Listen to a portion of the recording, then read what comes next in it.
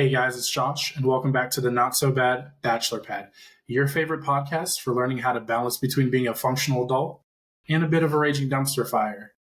Let's be honest, we've all been a bit of a dumpster fire. Joining us inside the Bachelor Pad today is Miss Andy Paige. Now, Andy, first off, thank you for making time and coming on today. But second of all, don't laugh at being a dumpster fire. We've all been a little bit of a hot mess.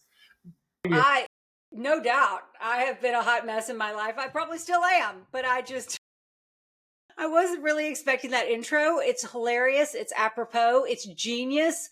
Bravo. But we're Well, trying. I was very interested in being in your Not So Bad Bachelor Pad. I'm actually expecting to hear, some really groovy music. Like I'm not quite sure what to expect, but so far you're meeting my expectations. Listen, I was told never to disappoint a beautiful woman, so I'm not going to start now. All right. Oh my gosh, I love it. Thank you, darling. I'm happy to be here.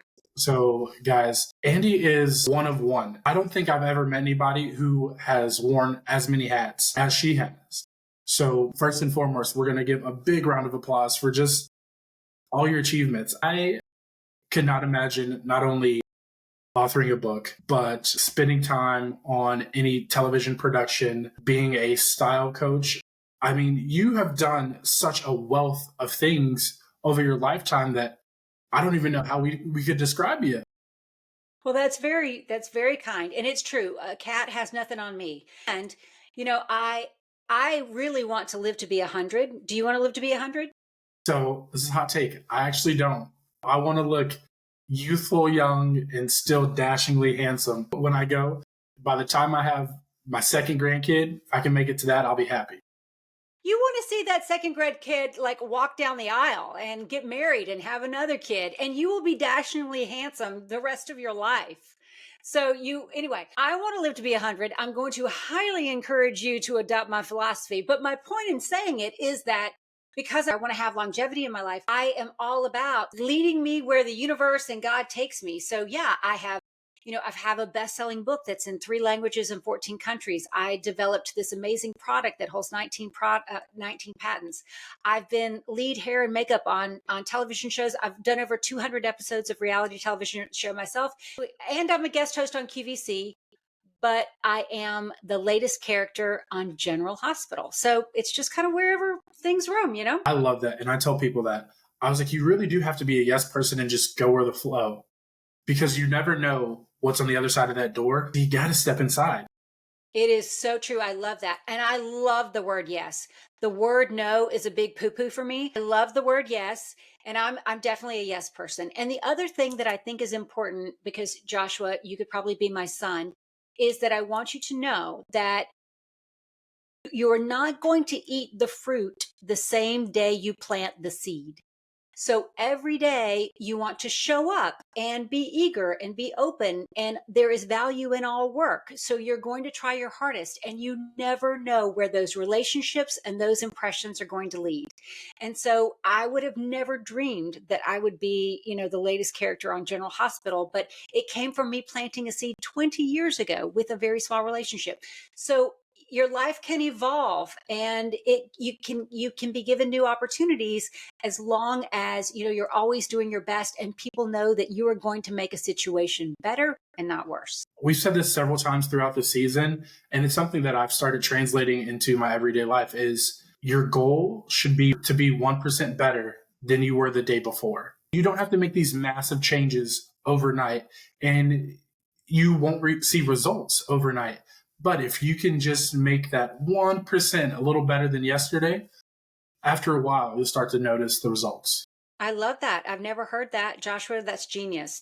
You're absolutely right. I'm a believer. Listen. You can't be just gassing me up this entire day, because I'm a blush one. All right. No, I'm really serious. I mean, I've had lots of struggles in my life, and there's been lots of times when I've had to start over. And, you think, well, you can't fall off the floor, but you pick yourself up and you keep going. And so I definitely believe that you never know what's going to happen. And so I tell my friends and my family who are, depressed and going through episodes, you do not know what tomorrow holds. And we have the ability to be something different every single day. So if every day you're dedicated to being 1% better, that is an amazing accomplishment to me. I think it's an amazing accomplishment. So I do think that what you are basically philosophizing is fantastic. Well, thank you. And like I said, all jokes aside, it really is something that I'm adamant about. And I just hope, just not for myself, but anybody listening or people who aren't listening, I feel like it's just something we all should strive to do. And it doesn't take any extra time out of your day to do it. It just really asks you to focus on yourself, put you first, Yeah. because you are the most important relationship that you'll ever have. It's true. And I do think the more things that we do to make ourselves happy, it has a ripple effect. When you are joyous and, you kind of walk in service, because I definitely, believe I walk in service. But when I ultimately am, making myself happy, it's very easy to have that radiate to others. I will tell you, one of the things that I do that's very easy to do that makes myself happy every day is about 5 years ago, I stopped watching the news. I turned it off and I completely eliminated news from my life. And so now I get all of my news from conversations. I mean, you don't have to tell me about that. I think I stopped watching the news in 2016, 2015, 2016. I got tired of being sad, being afraid every day because it's pretty much the Wild West out there. Right. And so now when I want to know what's going on, I engage in conversation. I ask my waiter, ask my neighbor, I ask the person, in a cab, I ask my cab driver. I live in New York. So, I mean, I ask people, their opinion of what's going on. And it has brought new relationships, new connections, new interests and ways of thinking. It has really brought a whole level of happiness to my life that I would have never thought. So it's just a small thing, but it really is something I tell people about. I always say that if there's anything so important that I need to know about it, somebody will tell me. I don't need to watch for it. It's very true. I thought I was going to be able to hold this in, but I can't. I'm just bubbling up with excitement. I've been looking forward to this episode for a while. Me and my mom talked about it because we have something in common. I love that. I think it's a pretty big thing. And I guarantee none of my listeners know it. So this will be an exclusive for them. But you are now on one of my favorite shows of all time. And I believe it's like one of the longest running shows of all time as well. A little show called General Hospital. Is that correct? The fact that you are a fan, I love you so much because people say, is that show still on the air? And I'm like, yeah, it's been on the air for 61 seasons. It's the longest running television show in history. It still garners anywhere from 2 to 3 million viewers a day. And that doesn't even include streaming. And the fact that I'm a part of it is amazing. But people say, well, who are the fans? And I'm like, it's everybody. You would be shocked. It's, the guy who, you would never dream in a million years loves soap operas because it's great writing and it's stories and you become connected to these people and you just want to follow them. It feels like family. I don't think I ever would have gotten into the show if it wasn't for my mom and maybe a lot of other millennials or I guess kids can relate to this is the time that General Hospital used to air was like 4 p.m. Eastern, which is right when everybody was getting home from school. My mom was just getting home from work. She's like, don't talk to me until I sit down and watch my shows. And so I had to sit there and watch with her. And then before you know it, Port Charles became like my second home. I think I would be friends with like Michael, or if I was older, I would have hung out with like Sunny and Lucky. The amount of depth in each and every character and every story that they have portrayed throughout the inception of the show, it just really draws you in. It does. And what's really interesting is I believe it's proving that we're starting to see that people are tired of magazine shows and news shows in the afternoon. Just this year, there are 2 new soaps that are network generated that have come out. So I definitely believe that people are looking for a story. They're looking, how much like stuff can we consume? I mean, the Today Show is 4 hours long. And then all these news magazine shows are like, it's crazy. So I definitely think that there is a return to wanting a story. And so General Hospital has had amazing writing. They've won, almost 20 Emmys. It's been an amazing ride for them. And and now I'm a part of it. But what's happening now, I love everything that you're telling me, that you are engaged and you thought that these were your friends and it feels like family, because what they're doing now is completely innovative and specifically what I'm a part of. Have you watched, I know that you know about Deception Beauty, right? Yes. Yes, of course. I think it's their like cosmetic line that they started. On the television show. Right. Yeah, So, yes. so what has happened is, like, do you still watch it on ABC or do you stream it on Hulu? I stream it on Hulu. So you and millions of other people do the same thing. People are just watching television in a very different way, which is fabulous, but it's called a soap opera because soap used to pay for it. So what has happened? Did you know that? That's a little fun fact. I really never even put that together, why it was called that. Yes, it's called a soap opera because ultimately all of the big soap brands and the manufacturers ultimately were the major sponsors of soap operas. So that's why it's called a soap opera. But what's happening is we're all watching it in just different ways. We're watching TV in different ways. And so I am now a part of bringing a lot of the products that the fans have seen cultivated within the storyline to life as a way to build a whole new marketing. It's very innovative and it is an experiment that is going incredibly well. So you have been watching the show for years. So you know that, they've also developed Heart and Home, which is the fictional shopping network, right? And my co-star is Morgan Fairchild. Hello. I mean, crazy. So what's happening now is the things that you have seen develop on the show are being brought to Home and Heart. And now you can buy it and purchase it on shophomeandheart.com. And so I think that this is going to revolutionize television because let me just tell you, what if I were to tell you that, what was your favorite show besides General Hospital growing up? What other show did you love?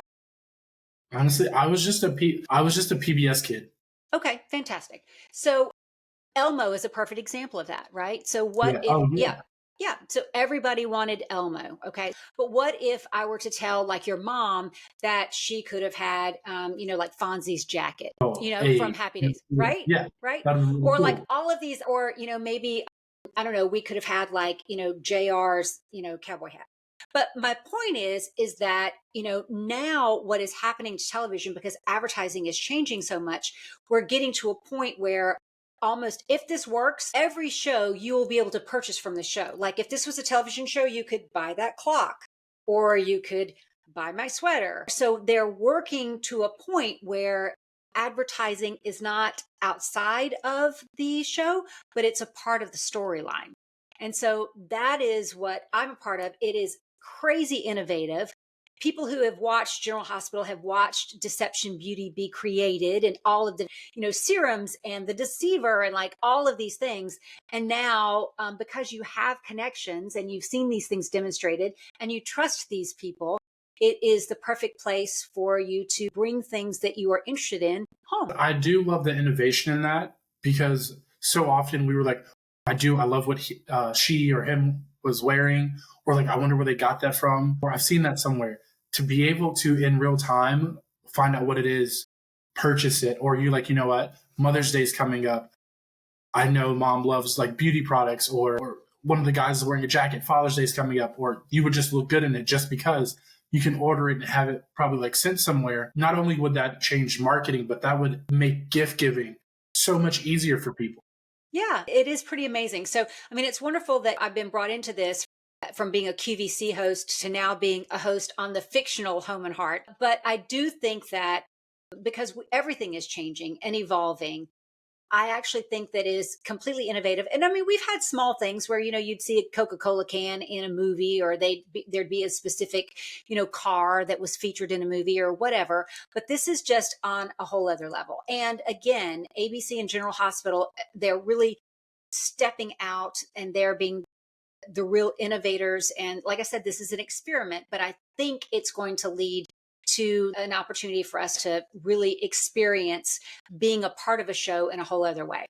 Now, we've talked about how you've come in at this pivotal time where they're doing a lot of innovation, but were you, like me, a fan prior to the show? Josh. Okay, so let me just tell you my circle moment. So Okay.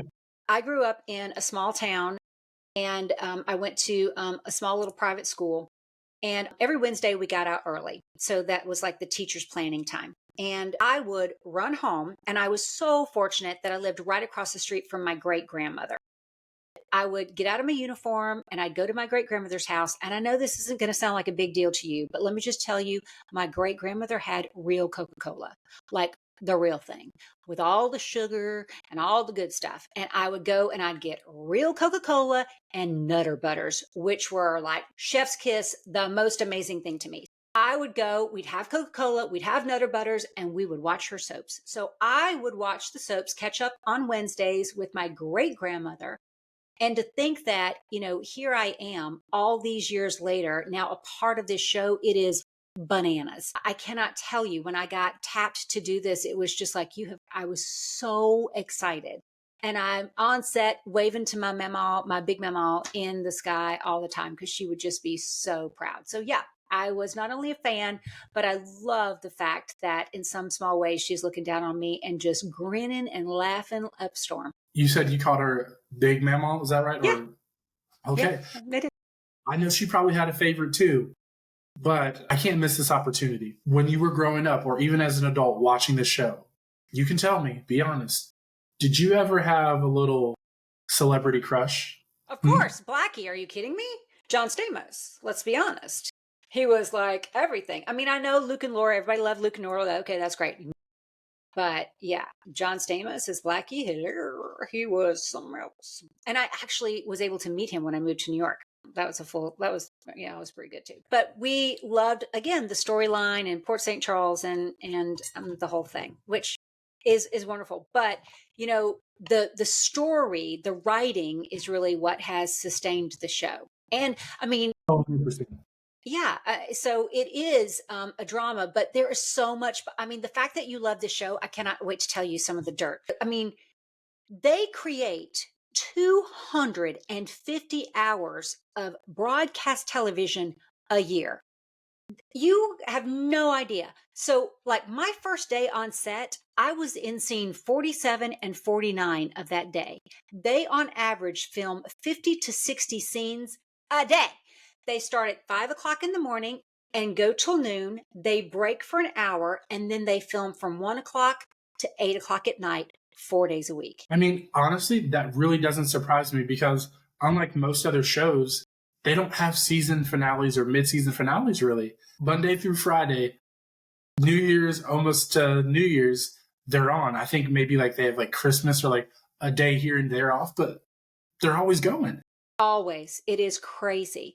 And the other thing that's amazing is, as budgets have tightened, we are highly aware that we don't get a lot of takes. So they record one rehearsal and then they record one take. And if you flub one or the other, then they will splice it together. But that's it. And so as a result, the other thing that was so surprising is there are little cue cards everywhere. Under all the sofa cushions, they're on the floor, they're like on people's arms. There are literally lines everywhere so that people don't mess up. I mean, when you really get one take, you got to do whatever you got to do. Yeah, it is so fascinating. And again, I'm working with the amazing Morgan Fairchild, who I'm not talking out of school. She's in her 70s, and she's memorizing her lines and she has got it go. I mean, it's amazing, but it is very interesting. It is very different because, I am also a QVC host. And, when you're a QVC host, the one thing you're supposed to learn is the product. So you learn the product, and so that you can take that product and you can talk about the wonders of the product and all the features and the benefits and how, you would use it and how you can see your family using it and how it's going to improve your life. But it's really about the product and it's your opinion. And that is not the way that it is on set, because on set, it's all about the writing and you've got to say the words that were written. like it was written. So that was a really big lesson for me because I was like, oh, this is not a big deal. I'm going to be a host. And I am a host. So it's just about me talking about, this product in a way that, is like, no, that is not how that's going to work. It has to be as it is written. And so I, had to harken back to that one acting class that I had in college. But I do understand it is really important that you honor the process of the writing. And so it's got to be as it is written. The source material is key, but let's not forget that you're bringing those words to life. Well, that's true. People might remember a few of the lines, but they're going to remember the person even more, Yeah, it's true. So I think they go hand in hand. As somebody who's many theater degrees, I was like, I have to say, it takes both. I was like, people remember people. They might not remember what the exact product was that they fell in love or which episode it was, but they'll remember your smile. They'll remember the tension in the air, the drama. All that is what sustains, really. Well, I love that you're a theater major. So you love, General Hospital, but what else do you enjoy watching right now? So I think my modern day General Hospital, if I had to relate it to anything, would be Euphoria, like on HBO. Oh my God. Well, right? That show. That is a Yeah. butt clench. Mm-hmm. People are like, why do you love General Hospital? And I was like, so that's how I explained it. I was like, could you imagine if you were watching Euphoria like 15 years ago and it just like kept going? Because that's how I feel. I was like, the cliffhangers, the drama, the tension, the plot line unfolding, all of that. It's just well written. It's a feast. It's a feast for the soul. Euphoria is amazing. I mean, that show is so captivating. Well, Zendaya should win like everything humanly possible for that role. Listen, an absolute queen that one is. Just once again, that goes back to what I was saying. I don't think anybody else could have played that role as well as she did. Yeah, it's true. It's amazing. Well, I love that you love that. There's so much change. There's so many changes. Like I think about, I was just watching, Emily in Paris. Oh, I'm also addicted to The Bear right now. Have you watched The Bear? Oh, of course. Yeah, like I also have worked in food service for 15 years. So I was like, that actually happens. That doesn't happen. They did a really good job on that. That's a home run. They did a great job on that. But you think about if that show were on network television, like would it be as good? And I don't know. So, again, I'm so grateful that, General Hospital and many of the legacy shows are trying to figure out how they can continue to be relevant in this way. Because you want them to continue, but I appreciate no ads. So I kind of love this whole thing. Like you were saying, the difference between would the Bear translate to network programming? And you're right. I don't know if it would, because the beauty of a General Hospital or any other soap is people fall in love with the day to day. One of my biggest sayings as far as relationships go is it's about the Tuesdays. Like if we can't be bored together and we live in between those big moments, then it's probably not the right relationship. I love that. And you see those maybe not super high energy, impactful days on the set, but people still come back for it. Whereas in The Bear, I was like, no, we want to see Carmi in the kitchen cooking, not really much else, about their personal life. Sure, the backstory is great, but I was like, we love the cooking, the jargon, feasting with their eyes. So I think that is a good point that you brought up. Well, do you like reality television? I mean, is water wet? Is the sky blue? Yes, we love reality television. Come on. I was a reality person. I was a beauty and style expert. I've done over 200 episodes of reality television. I was a part of one of the very first attempts at reality soap opera. So I was a cast member and did 3 seasons of Starting Over, which was a show about, 6 women living in a house and all trying to jumpstart their life. And I was the beauty and style expert on that show. And so it was very innovative. It was kind of a take on the real world, only it was a daytime drama. So, being a part of reality television it's a very different game, but I do think that reality TV is very different, but it is, again, that connection with the people. So I don't know. Some people love reality and some people don't, but I'm happy. So what are you watching right now? So We're playing catch up. The Well, show's kept us busy, so we're trying to make our way through a lot of the cues, and so I I'm catching on I'm a lot of. obsessed with Love is Blind. Obsessed. I didn't really love the last season, Yeah. but so I mean, like if anybody's listening right now and they want to put me on the show because I think I'd be great, I am in love with Love Island. Okay, Oh, I've tried. now I've tried. my caveat though, I love the U.S. Don't get me wrong, but if I'm going on Love Island, we're going to the U.K. That would be meant for me. Like that is perfect. The banter, just like everything about that show is just perfection. You just can't stop watching. So, Joshua, I was just going to tell you to watch this season of Love is Blind UK because it will Okay. change. I am with you on the US. And just so you know, they are casting right now Love is Blind in Boston. And I said, I was like, that's my goal for 2025 is to end up on one of those shows. I'm sure they'll come to Nashville. But right now they're casting Boston. But if you watch Love is Blind UK, I do think you'll fall in love again. I mean, UK just does television great. Most of the TV I watch is from either the UK or Japan. And there was Love is Blind Japan. I mean, you had to read subtitles, but I Yeah, did. And that was fascinating. Did you watch Love is Blind Japan? I did. I haven't finished it. I got maybe like 3 episodes away from the finale, and then I switched and we did it as a work thing. We binged Love Island US together, so we just finished that, and so I'll probably go back. Well, that's fun. Well, the thing that fascinates me about the Japanese is I have never seen more giggling in my life. Yes, like the They are giggle crazy. yeah, And don't get me wrong, Japan. I love to laugh, but I'm a gaffer. Like I want a belly laugh. I want to like laugh. And they're always like I have never in my life seen more giggling. Well, I have to ask you because we know, like I said, this wasn't your first appearance on television through GH. How did you originally get into the silver screen?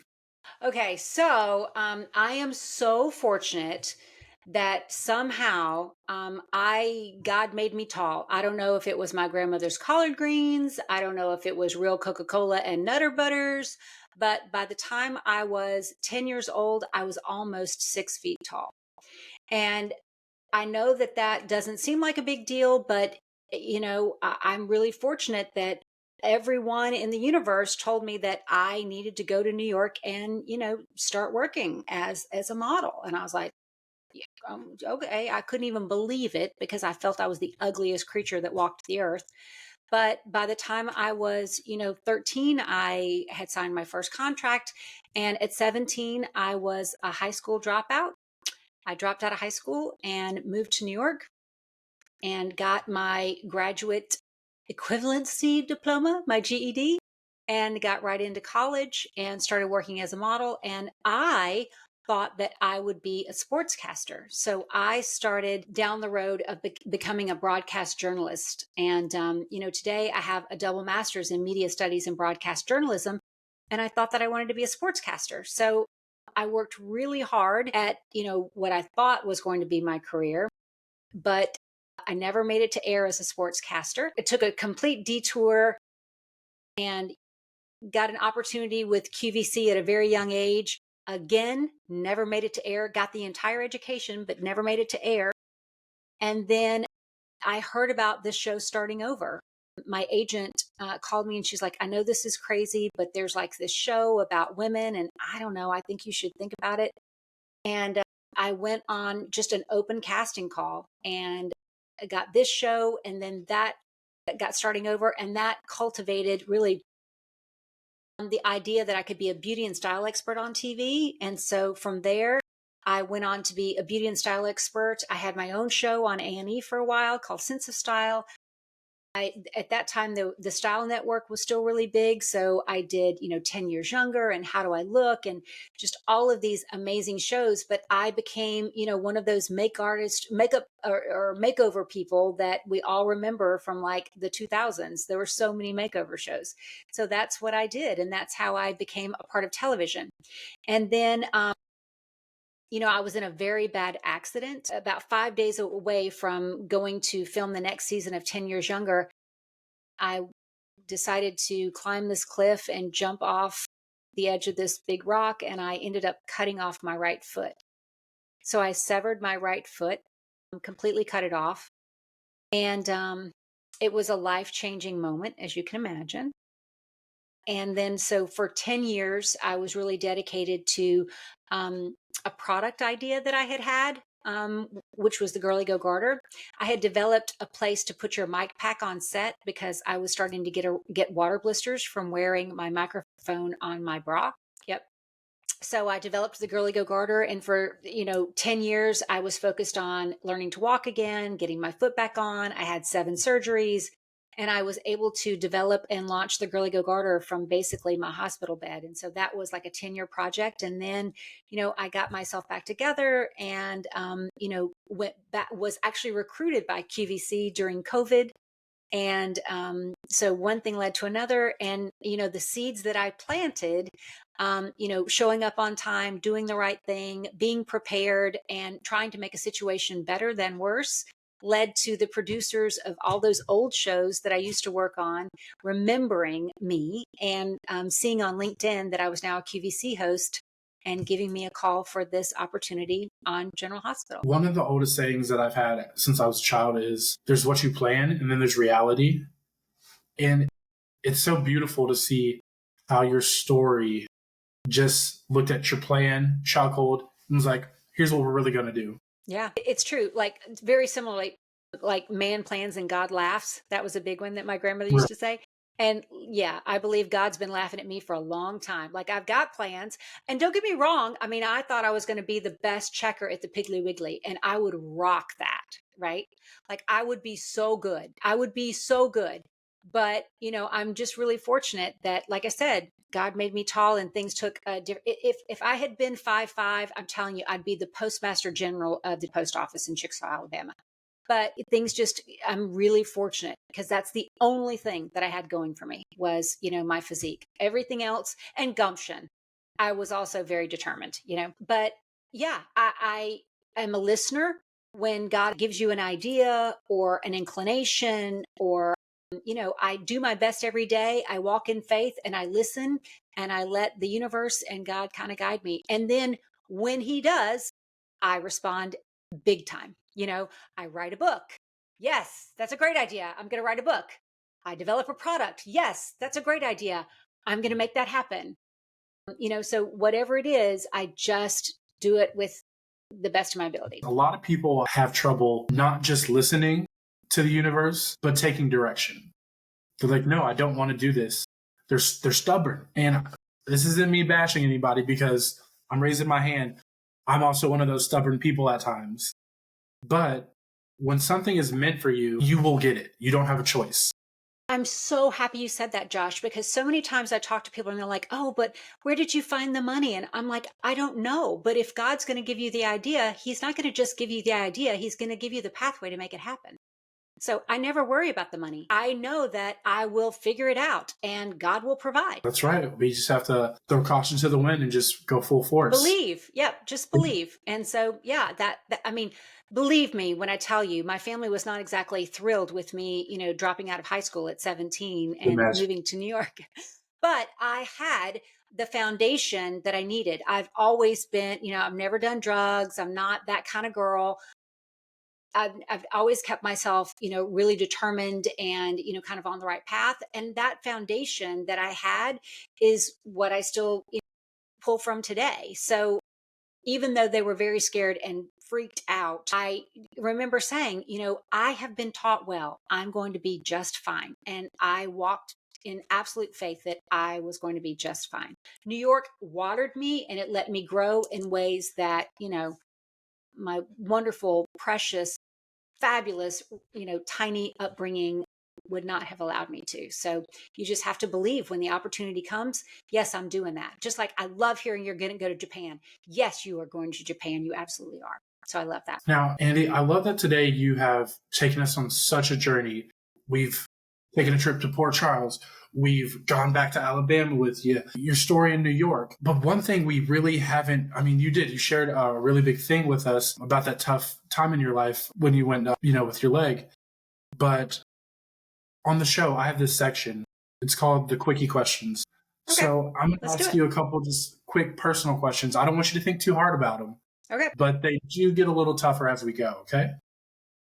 I'm excited. Alrighty, this first one, it's an easy one. The name of the show is The Not So Bad Bachelor / Bad. Bachelorette. Now, I have to ask, what is your current relationship status? I have been happily married. This is my second marriage. I was married the first time for 15 years. It was wonderful. We had a very loving divorce. And now then I've been married to my current husband for 12 years, and I have three incredible bonus children, and they are an unexpected blessing in my life. And I'm very much in love. He's kind of awesome. Guys, that's the goal right there. Like I was saying, if it's meant for you, you'll get it. You are meant to have a wonderful, loving, fulfilling relationship. It might not be the one you're in. It might be the one you're in. But just give it time and know that the right person will end up in front of you when it's time. I agree. Every mop has a handle, Joshua. That's right. Now, we were talking about this earlier. You have so many hats that you throw on, you take off. Out of all the hats that you wear, is there one that has brought you the most fulfillment or excitement? Yes. Either one. Well, yeah, I can tell you that I truly love being a part of a television production. You have no idea what goes on in the entirety of it. And the family that is created by a production is something that I really cherish. Like I love the lighting people and the audio people and all of the hair and the makeup and the writers and the directors and the producers. And I love all of that coming together create something that people then enjoy. So, it's not just, oh, you just like being in front of camera. No, I have done television, behind the scenes. I like being a part of that big picture where everybody is working towards a common goal, and then you birth it and give it to the universe. And I just think that that's so very special, and it's unique in that way. So I do love being a part of a production, any capacity. Alrighty, this next question is a two-parter. So that's right. So buckle up. If your life was a show, do you think it would be more of reality TV or would it be a soap opera? Honey, it'd be a soap opera for sure. For No, sure. there's Okay. yes, for sure.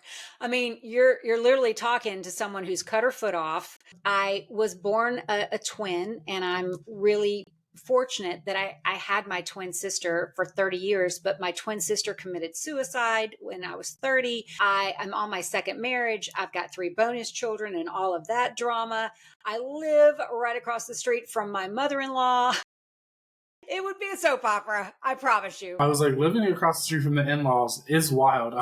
Yeah. Now, the second part to that question is, what are we calling this show? Well, it's very interesting. I can tell you what we're going to call it, and I think you're going to get it. I have got a huge passion for love. We talked about love and relationships. I love love. And in my spare time, I am constantly trying to fix people up and put them together and, fix their dating profile and all this stuff.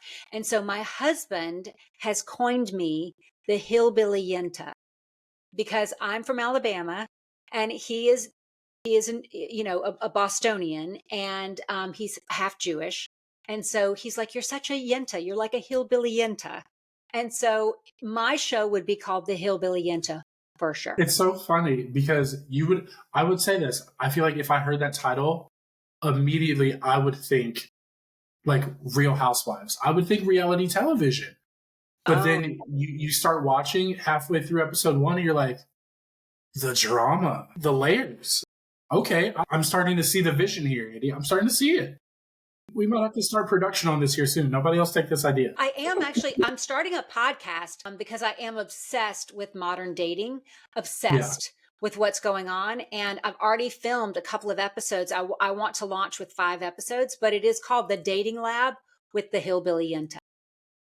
I did hear that. I was looking I saw it somewhere and I was like, I'm searching for it. I was like, I can't find the show anywhere. Where is it? Top secret membership? No. I want to launch with 5, and so we've got a couple in the can already. I've got 3 more we're being prepared, and I'm pulling some sponsorship together. I want to do it the right way, but I am very excited about it, and I am completely obsessed with modern dating. What's your relationship status, Joshua? Listen, that was a great host voice right there. I liked how you spurred it out of me. I am currently living the bachelor lifestyle. Just me, myself, and I, with the occasional date. Okay. Yeah. And I mean, so are you using dating apps? Are you, engaging in a flirtage of some sort? Like, how are you finding your dates? We do a little bit of everything. You don't want to ever put your eggs all in one basket. You got to spread them out. We do use the apps. There's a new app that just moved to Nashville that I've been excited to try. And I have like my first kind of blind date off that this week. It's called Time Left. And so it's 5 random people at this location and you guys kind of like speed date through based on your preferences. So we'll see how that goes. I love that. And I'm happy to hear that there are new dating apps because did you know that the top 10 dating apps in the US are all owned by the same hedge fund? I do. We did an episode of probably early on in the series where we talked about how they're all managed and like started by a small little group of people. That's why their algorithms were so similar. And they do a lot of the same thing. You see a lot of the same people. Yeah, we did Yeah. deep Yeah. dive into the apps. And the ultimate truth is their ultimate success comes at your failure. So when you match, you no longer pay them. That there's so much to that. But anyway, I love that you are experimenting with some new things. And what that really is it's bringing you in person, which is fantastic. So that's also very important. 100%. I would say this: there will never be a substitute for in real life dating, IRL for all you younger kids dating, because face to face interaction cuts through the BS. You can actually get the tone, the subtle nuance of conversation. All that gets wasted in all these texts, all the swiping. You never really get a chance. It's true. And eye contact and, Yeah, the 100%. graze of a hand, touching, the compliments, just feeling someone's aura. You just can't do that when you're not in person. So true. I- Yeah. So this actually kind of brings me into another few questions here. So I know you've been married to your current partner now for 12 years. Is there anything about being single that you miss? Yes, 1,000%. The thing that I loved about being single was dating. I love dating, which is why I'm so obsessed with what the heck is going on. Because all I hear is how much people hate dating. And I'm like, are you kidding me? Dating was fantastic. I mean, I met new people. I was constantly hearing of new stories. I never had a bad date in my life. I mean, there were people that I connected with, and some people that I didn't, but I never had a bad date. I never left without learning something. And my husband knows this. Believe me, my husband knows if something were to happen to us, I'd be like, I am going to miss you so much. And I'm going to start dating next week. I mean, literally, I miss dating because it was so wonderful. I dated some of the most fascinating people. And people say to me, oh, what was some of your biggest regrets? Joshua, I will tell you that some of my biggest regrets are the sex that I didn't have because I was too chicken and I should have had so much more sex than I did because I was being a good girl. And if you knew the people that I could have had sex with, the list would shock you, but I didn't. Listen, I can understand that 100%. I tell people I'm the king of first dates. I crush a first date. I love the flirting. I love the thought, the intention that goes into planning a date. You're right. To all the lovers that I could have had or should have had, don't get me wrong. I was like, I'm a good boy, but I will definitely try the milk before I buy the cow. 100%. It's what people say, what regrets do you have? And I'm like, you really don't want to know. Because if I'm honest, it does not sound very nice. Now, for all those young gentlemen still out there listening, potentially to your husband who's checking in, what is something that you are attracted to in a man? A good smelling man. We listen, the nose knows. We had that episode way back when, but it's true. Smell really does a lot for attraction, whether it's the natural pheromones or the crafted colognes. 100%. I always loved glasses and I always loved a really beautiful cologne. And I dated bald guys, short guys, tall guys, larger guys, skinny guys. I mean, For me, I was always just interested in the person. And you could literally be considered not attractive, but I would be so attractive to you because I'd be attracted to your personality. But really, I loved a great cologne. It's just something that captivates me. Now, what is an instant? Nope, nope. Just go ahead, turn it around. We're done. Rude. Someone who's ill-mannered. It's simple, straight to the point, but it's so true. If you don't know how to treat people, why would you know how to treat me? Yeah. I can't, I don't like that. And I mean, I am old fashioned in many ways, but I just think that there are certain things like I hold the door for anybody. If I am walking someplace and I see that there's someone behind me, I hold the door for them. I just think that there are certain common courtesies that just, it's not a man or woman thing. It's not a masculine or feminine thing. It's just common courtesy. And so I don't like it when people aren't thoughtful and courteous to others. I can understand that. It doesn't take anything but a second to help somebody out to do the right thing. Now, for me, I tell people there are 3 things that would guarantee that I will have a crush on somebody. If you have tattoos, there is a 97% chance that I'm going to have a crush on you. All right. If you have what I call the rollover effect, you can guarantee I'm going to have a crush on you. Now, Andy, the rollover effect is something that I'm going to coin. I haven't heard anybody else talk about it, but it's when you look at somebody or you're just in somebody's presence and you like look at them like, how did I get so lucky to be with this person? That is the biggest thing for me. I want to wake up every morning and be like, I'm the luckiest man on earth. Well, that's lovely. I mean, that was not what I was thinking the rollover effect was. I know but I love it. Yeah, of course. Who doesn't want that? Of course you want to feel, very special because, you get to be in someone's presence. Yeah, no, I get that. I love it. And then the last thing that is an instantaneous check mark for me is banter. If we can't go back and forth, it's not going to work. I'm a big flirt, so I need somebody to match my energy.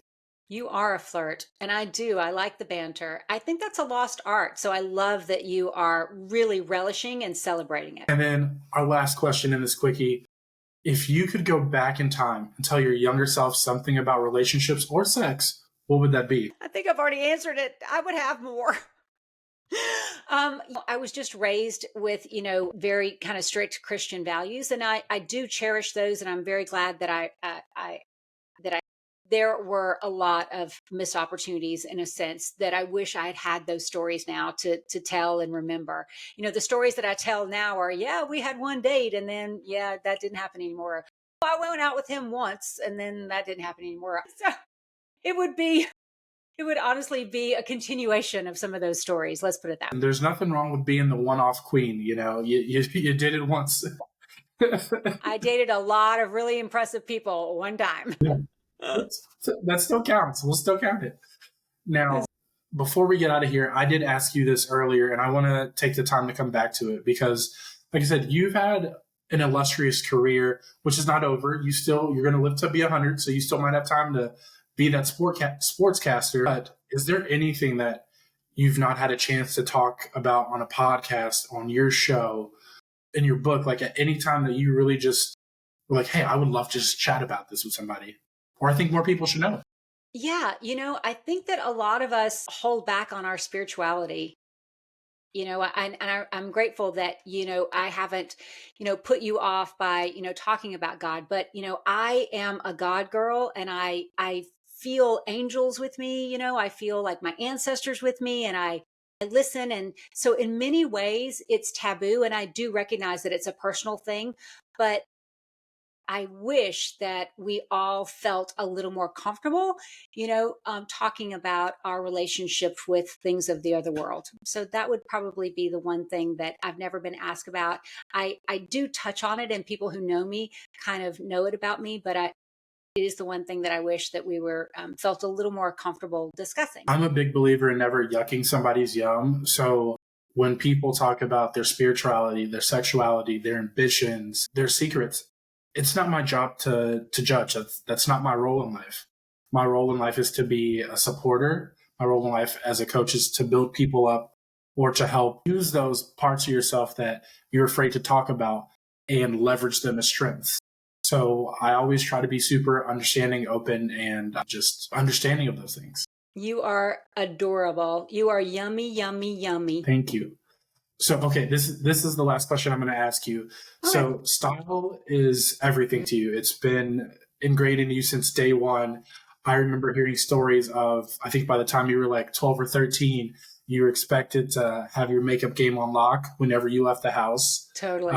From mom, from Big Mama, yep. from, mom, from everybody. Yep. So whenever you're in your bag, whenever you feel really confident that you are wearing the outfit, that you are dressed to the nines, do you have a feel-good move? Now, for me, like when I feel like I'm looking good, I'm looking dapper, sometimes I just have to hit them with one of those, or you got to let them know I'm doing it. Do you have a feel-good move? I mean, I'm thinking, okay, so do I have a feel-good move? I have to tell you that in my day, I was a really good runway model, like not an A minus, I was an A plus. I was booked constantly during season. So if I were really honest, I give a little strut. Like I harken back. Yeah, I take myself back to those days where you turned the corner and you felt the lights and there were people up and down that runway and it was your job to sell that outfit and you were paid to sell it. And so, yeah, I give a little model walk. How's that? That's good. Listen, that's dangerous. We love a woman with a good strut. It'll turn ahead. It will turn ahead. And it makes you feel powerful. And I love bringing those feelings back. So, because that was, it was just an amazing time. Being a model. Yesterday. It was just yesterday. Being a model in New York in the 80s and 90s was just otherworldly. It was awesome. Well, next time we have you back on the show, we're going to have to talk about your time modeling in the 80s. We're going to talk about your new podcast that is obviously going to be doing great things. It's non-negotiable. It's point of fact. Joshua, okay? Cannot tell you how much I have enjoyed this. Oh my gosh, the time flew by. All right. It has been so fun. You are so fantastic. I have absolutely loved every second. And yes, I want to have you on my podcast and we'll do this again. And I love that you love General Hospital and you are just precious. Before we get out of here, Andy, let us know where we can connect with you. Let us know what big things you have coming down the pipeline besides the podcast so that our audiences could join your fan group. Well, I encourage you all to, of course, watch General Hospital, but shophomeandheart.com is where you can get all of the things, the innovative things that we're talking about. You can also find me on Instagram at shopwithpearl.gh. And then just me as Andy Paige, the Andy Paige on Instagram and andypage.com, as well as girlygogarter.com. My book is Style on a Shoestring. And thank you again for the opportunity to let people know. Don't forget to like and share this episode. And until I see you next week, go ahead and let the world see your strut, okay? And I will see all you beautiful people next week for another episode of the Not So Bad Bachelor Pad.